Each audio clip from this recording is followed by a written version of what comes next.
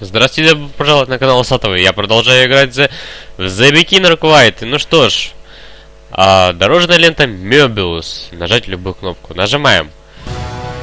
Продолжаем играть в эту странную игру. Что происходит? Что-то на меня летит. На помощь!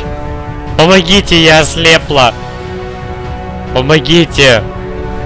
Не знаю, почему, но со мной то же самое. Там была огромная дверь.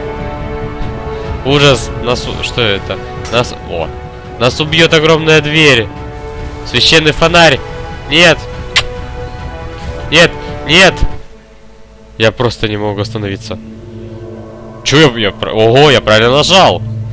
Просто на рандом. Ладно, единственный способ это остановить, сказать правду.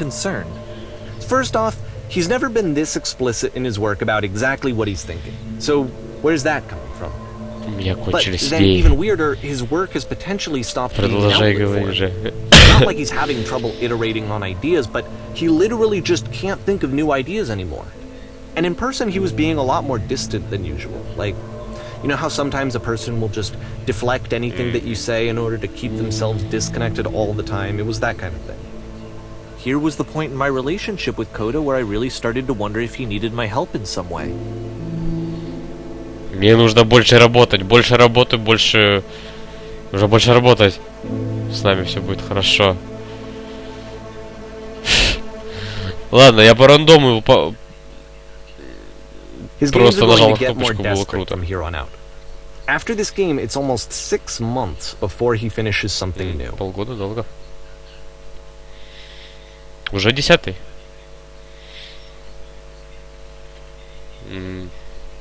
Давайте будем нормальным человеком. Где я? Летающий остров. Дерево. Тут есть кто-нибудь?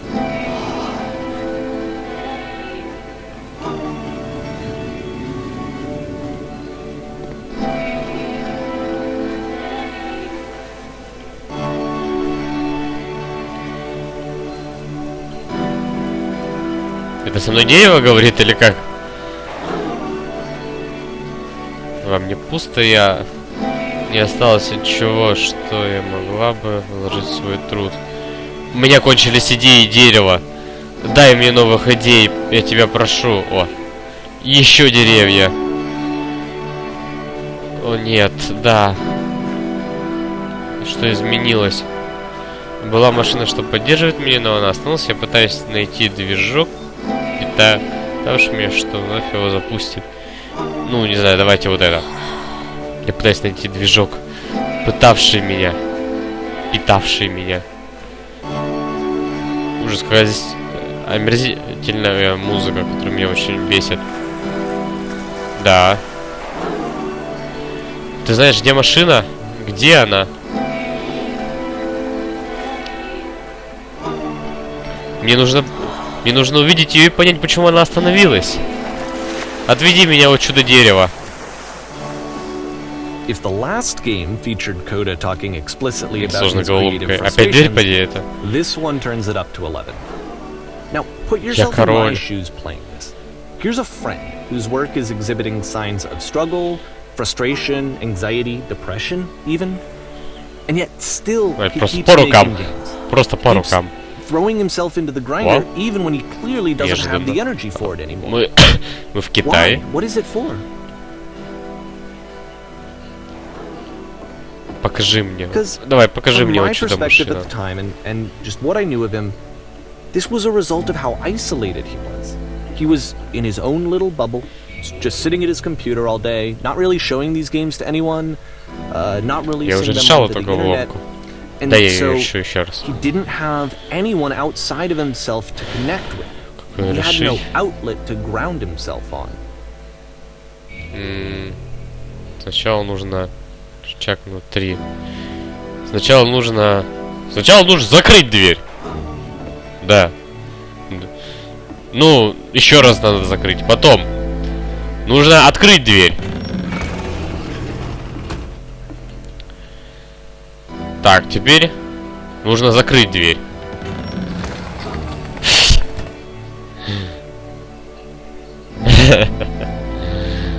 Ну ладно, открывай. Теперь закрывай. Так, теперь нажимай на рычаг внутри.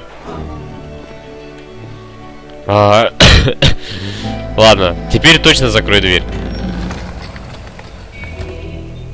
Теперь нажимай на рычаг внутри, нажимай.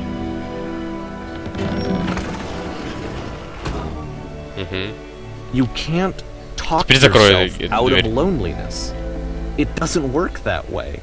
You can't be the one writing both the questions and the answers. Then there's no movement. Then there's no circulation. If all of your anxieties are being channeled into your work, then if the work ever fails, you have no backup and you're just going to crash. Тут нет никакой машины.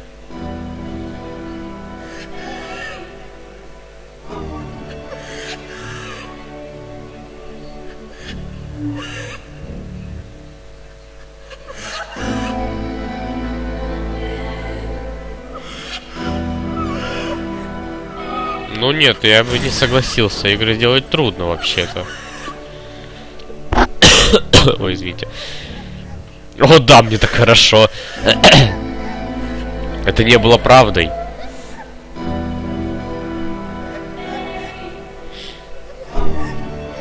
Творчество — это легко. Творчество всегда дается просто. Да, это прекрасно, не останавливайся. Господи.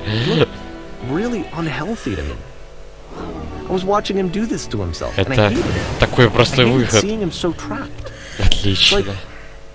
Великолепно. На заднем плане плачет какая-то девушка, и тут... Да, это прекрасно, не останавливайся. Отлично, великолепно. Где машина? It was the worst thing for me.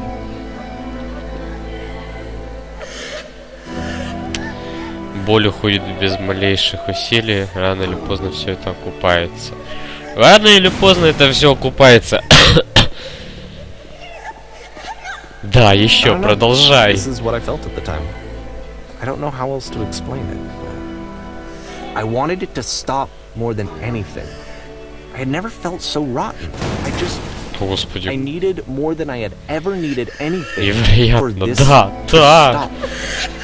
Да, я свободна. О, женщина! Там была женщина! But it didn't stop. After finishing this one, Coda takes another 7 months and comes up with a new game. Хочу напомнить, вот... Ужас. Да, я сегодня не в лучшем состоянии сел снимать видео. Вообще сегодня вообще как-то себя хуже всего чувствую. Ну, ладно. Сударыня, рада видеть, что вы благополучно добрались. Мы взяли в плен машину и ждем вас. Можете начать допрос в любую минуту. Что, тихо? Я буду жестокой. Очень хорошо. Учтите только, что кто-то вызвал прессу. Так что мы можем привлечь ненужное внимание. Есть еще кое-что, что вам следует знать об этой машине. Она называется Кода. Я могу закрыть? Нет. С Богом. Мы сможем увидеть машину, когда получим ответ. Ужас. Невозможно читать. Вы все однообразные модельки с надписью «Пресса» на квадратиках в башке. Это машина. Ну, привет. Ты остановилась. Машина.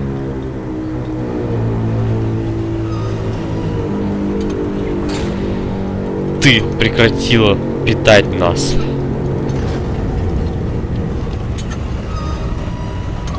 Все эти люди снаружи. Можешь представить, какую боль ты им причинил? И попросишь у них прощения перед этими людьми, что ты обрек их на страдания. Мне было так, это ну-ка.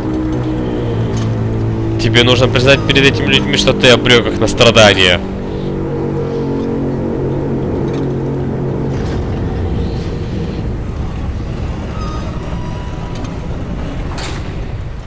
Ой, подумай хорошенько, ведь я знаю, как причинить тебе боль. Давай. Раз так, я поговорю с ними. От твоего имени, машина, мать твою, так. Это больше похоже, знаете, на какой-то двигатель от шестерки, серьезно. Люди!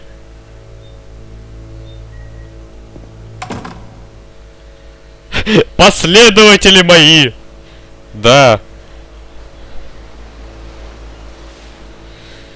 Я принесла вам тревожную весть. Машина отказывается признать, что она намеренно причинила нам боль.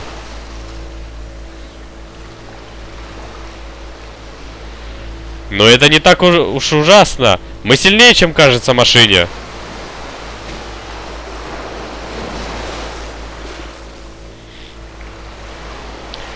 Давайте воздадим машине по заслугам, друзья мои. Товарищи. Товарищи, за мной! Мы уничтожим машину! Давайте, товарищи, вы где? Товарищи куда-то ушли. О! Снова этот тихий пулеметик. О, господи, ничего себе. А, я уничтожаю локацию, да? Я уничтожу все, что создала машина. Уничтожу буквально все. Ух ты, а здесь FPS проседает, кстати говоря, от этого всего. О, господи, как ярко, жуть какая, а. Подожди, я же выбрал ответ уничтожить машину. Ну ладно. And I'll tell you, at the time that I first played this game, shortly after he made it, here's what I'm thinking to myself. I'm thinking that Code is stuck in his own head, and that it's having a very negative effect on him, and that all he needs to do is just start showing his work to people, to get some actual feedback on his games. It might get him out of isolation. Ой. And so, да, нужно эти чертовы печатающие машинки уничтожить, они меня бесят. Уничтожим все, что изобрел, все, что сделала эта машина. If he could see the difference it would make to have more actual conversations with other human beings, would that bring him out of his mental spiral? Would it give him confidence in himself? Would it bring meaning back into his work?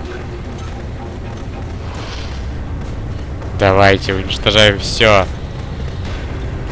О нет! Нет, я падаю, куда? So I started showing Coda's work to people. Дверь. I took this one, and the islands which you just played, the theater, the notes, the house cleaning game, and some of the prison escape games. I brought them to people that I knew and trusted. I asked their opinions. And the great part is that they really loved his games. You know, the point of it all was just to give him some external reference point, but they genuinely loved his work. There was nothing for him to be afraid of.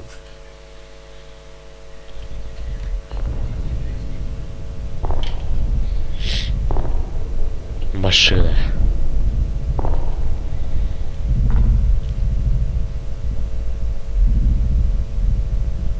Опусти оружие.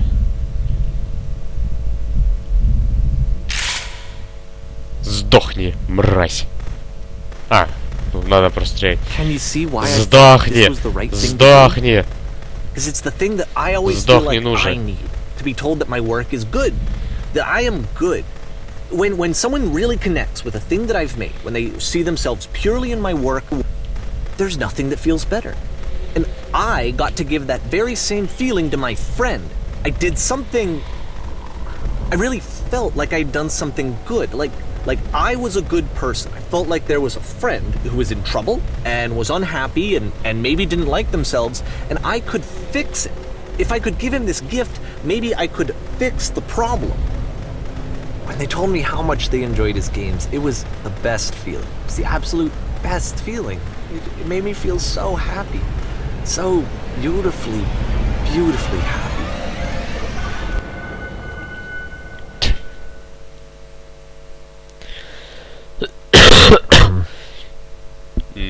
So anyway, Coda finishes this game, and then really he just kind of takes off for a while. So this is June of 2011, and I didn't hear anything from him for several weeks, I guess.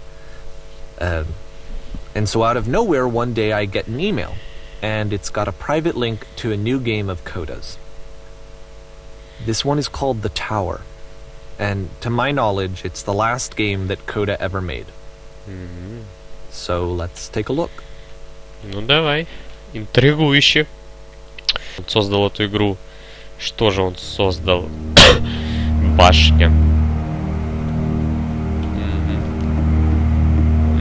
Прикольно. Налево. And this is where I have trouble saying anything meaningful about Coda's work. Because more than anything else, the tower just feels distant. It feels like it's trying to distance itself from the world. It's a very cold game.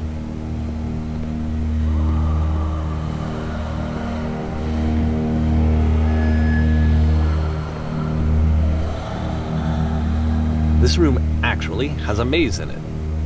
Лабиринт. Except that all the walls of the maze are invisible. And then every time you touch one of the walls, there's this awful flashing and noise. So the experience is really miserable. The game goes beyond not being meant to be played. It actually seems to despise the player for trying to play it at all. But I do want to show you the rest of the levels, so when you're ready to continue, press enter and I'll put a bridge over the maze. Противный лабиринт. Так будет проще. А если я спрыгну? Ну да, зря. Не, ну это такая идея. Представьте, сколько вот этот лабиринт проходить надо, а? Это ж капец какой-то.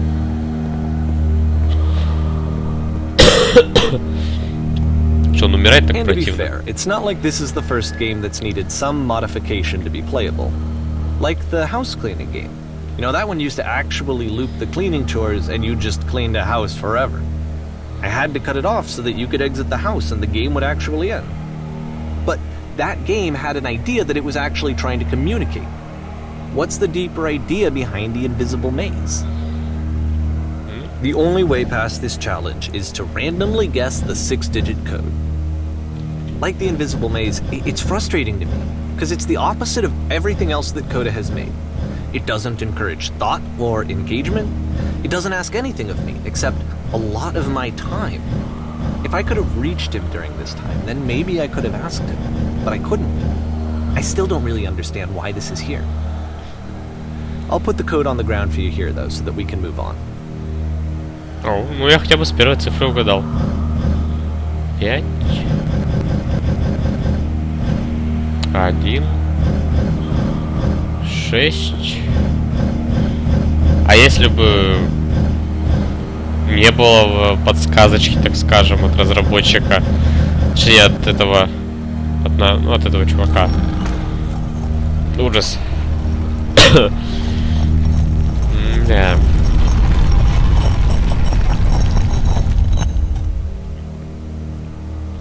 Походу вообще какой-то мазохист. Лабиринт такой. Ё-моё, где я? Я уже испугался. Код этот мазохист какой-то. Такой лабиринт делать. Шестизначный код. Или он шестизначный же был, да? Я уже немножко забыл. The switch to open this door is actually on the other side of the door, meaning that it's literally impossible to solve from this side. Причем, может, через even if you текстурку. somehow brute forced your way through the first 2 challenges and you got to this point, there's actually just no way to progress. And it's scary for me, the idea of Coda cutting himself off entirely, just saying, you know, that's it, that's the end of the conversation, not giving me any way to fix the problem. I feel like a failure, I guess, when I can't fix the problem. But I can open this door for you, so let me do that. Надо было сказать секундочку. Was I a failure for not understanding this game? I mean, I don't know why I would be. It's not like everything needs to have a solution, but I feel it somehow.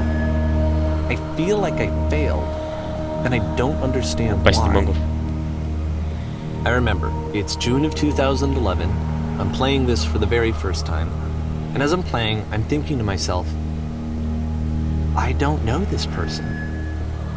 I have no idea who this person is. It wasn't the guy I knew, it wasn't my friend. I had come to so many conclusions from looking at all of his work up to this point, and then suddenly none of them... I had been trying to, though. That was the thing. For years I was trying to get to know him, to understand who he actually was and what he stood for. I asked him so many times to please just tell me what his games mean to him. I asked him please to tell me what the 3 dots mean. And he wouldn't.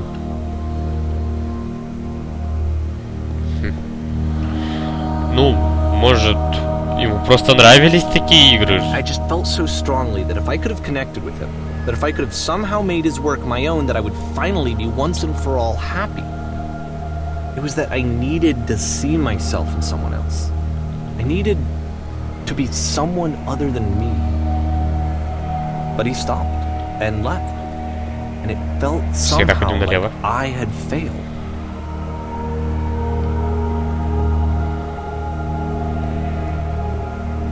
Where did I screw up?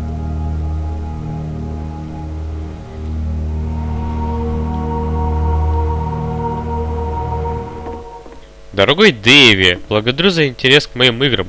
Вы хотите больше не общаться со мной. Дейви — это как раз таки наш разработчик. Больше ничего нету. Прошу больше не общаться со мной. Так мягко послал его нахуй.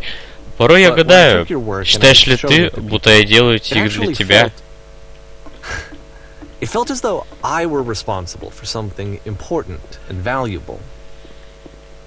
Ты настолько заполнил мое личное пространство, что, возможно, я вправду начал вставлять свои трудорешения, скрытые, спрятанные где-то между играми.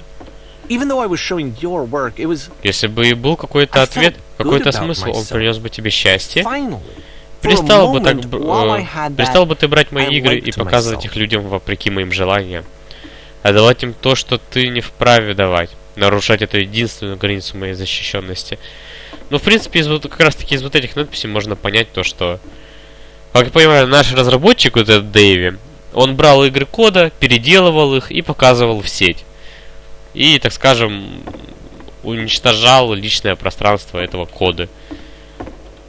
Ты перестал бы вносить изменения в мои игры. Перестал бы добавлять в них фонари.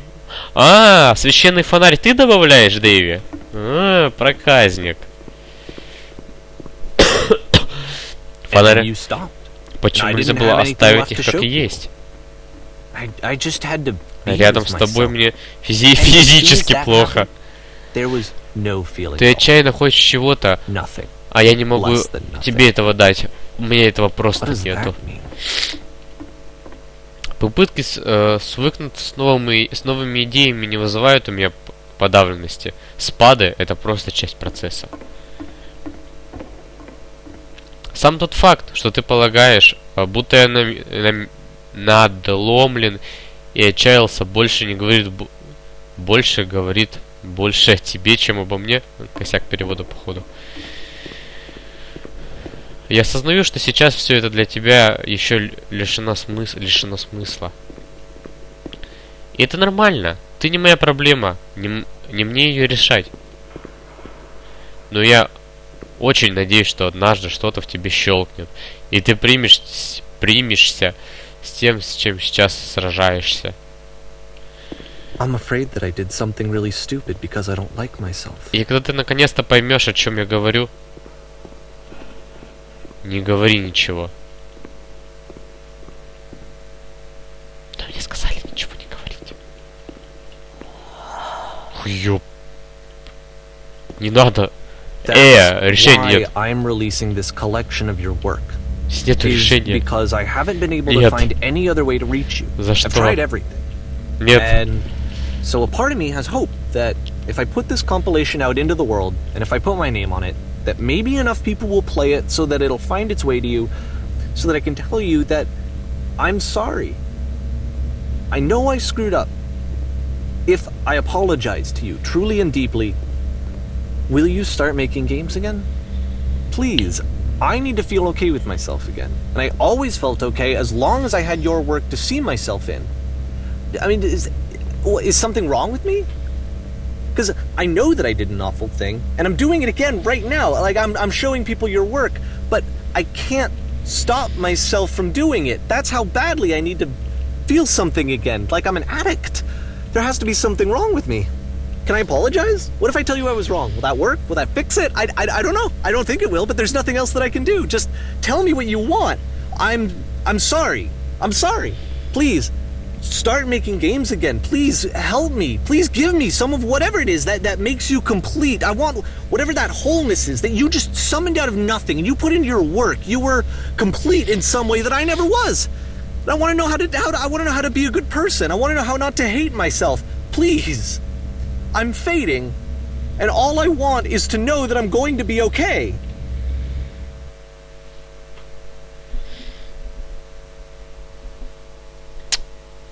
Ну, смысл во всех этих играх.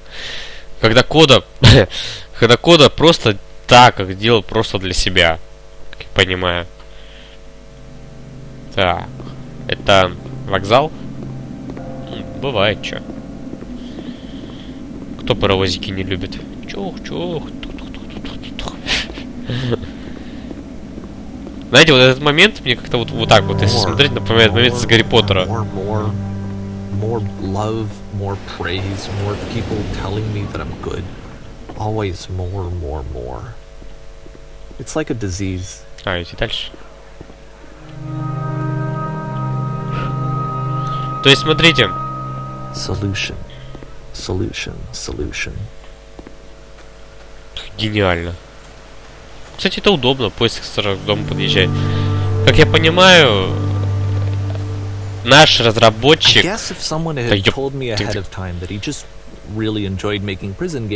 Чего вода нет? Maybe I wouldn't have thought he was so desperate. I wouldn't have told so many people that he was depressed. Он рассказывал всем вокруг, что у него депрессия. Да. Гениальная архитектура дома. Туда вообще не попадешь. В общем, нашему разработчику,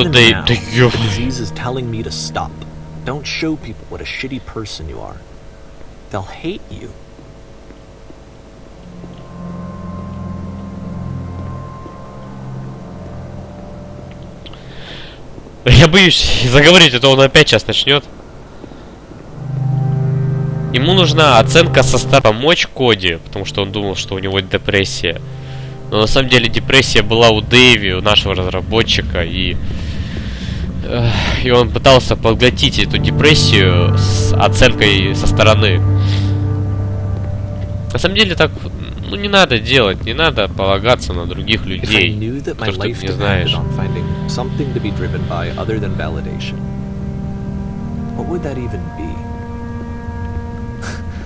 It's strange, but the thought of not being driven by external validation is unthinkable. Like, I actually cannot conceive of what that would be like. Оценка со стороны, она в принципе должна быть, но вот ты не должен от нее зависеть. Потому что, ты не знаешь этого человека. Это просто какой-то левый чувак, который может сказать тебе, что не так. И что так. Главное, от этого не надо зависеть. Особенно в реальной жизни. I think I need to go. Тебе пора. Пока-пока. I'm sorry, because I know that I said that I would be here and I would walk you through this, but I'm starting to feel like I have a lot of work to do. I have a lot that I need to make up for. And so I'm just gonna... Пока. Okay.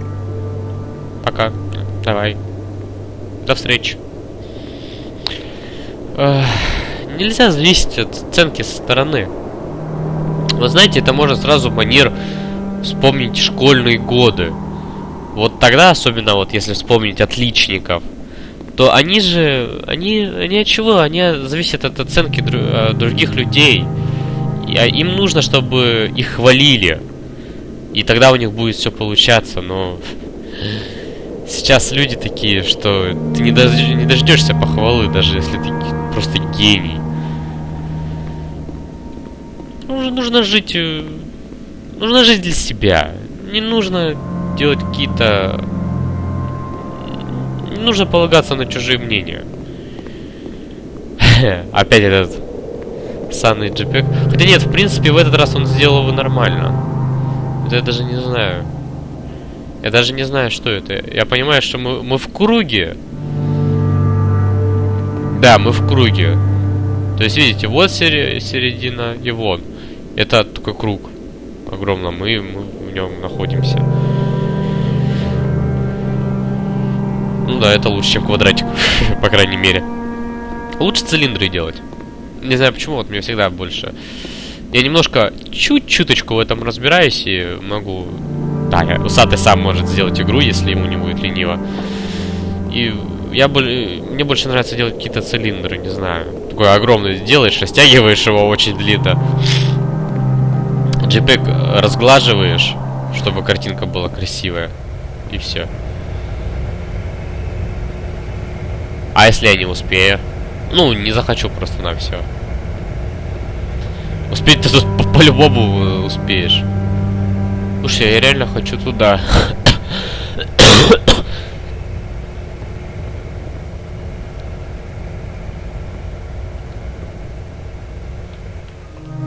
Она останавливается. Ну ладно. Ну, в общем, видимо, Дейви ушел. Он с нами попрощался.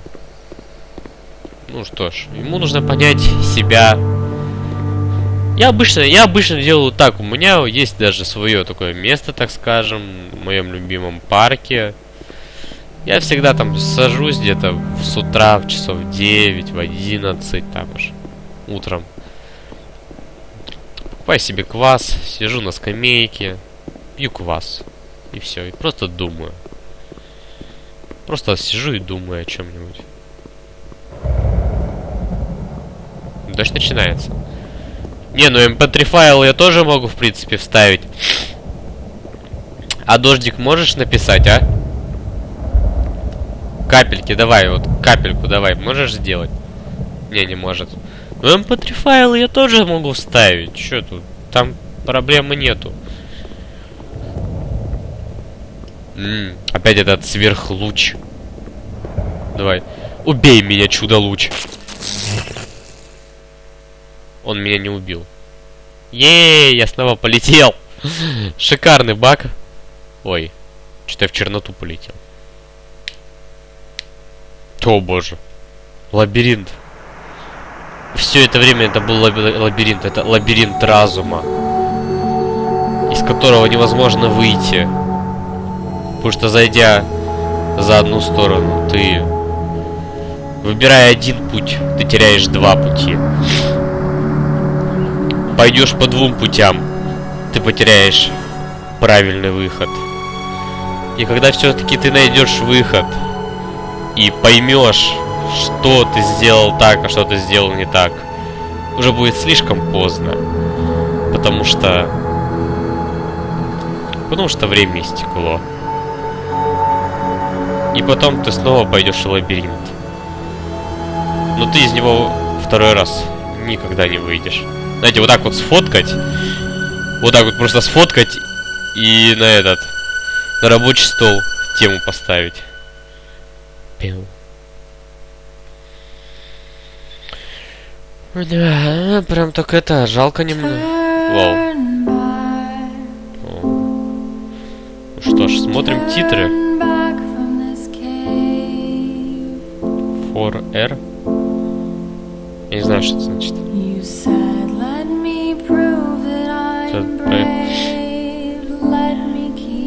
Ну что ж, ладно. Это уже третья игра, которую я уже прошел. И, наверное, буду заканчивать на этом серию. Всем спасибо за просмотр. Ждите новых серий по СБ, субботнему беспределу. Мы прошли The Beginner Guide. Надеюсь, игра вам понравилась. Если вам нравятся мои ролики, подпишитесь на канал. Если вам понравилось это видео, поставь лайк. Если тебе оно не понравилось, поставь дизлайк. Оставь комментарий, мне очень важно знать твое мнение. Зайди в паблик ВКонтакт и в Твиттер. Всем спасибо. До свидания.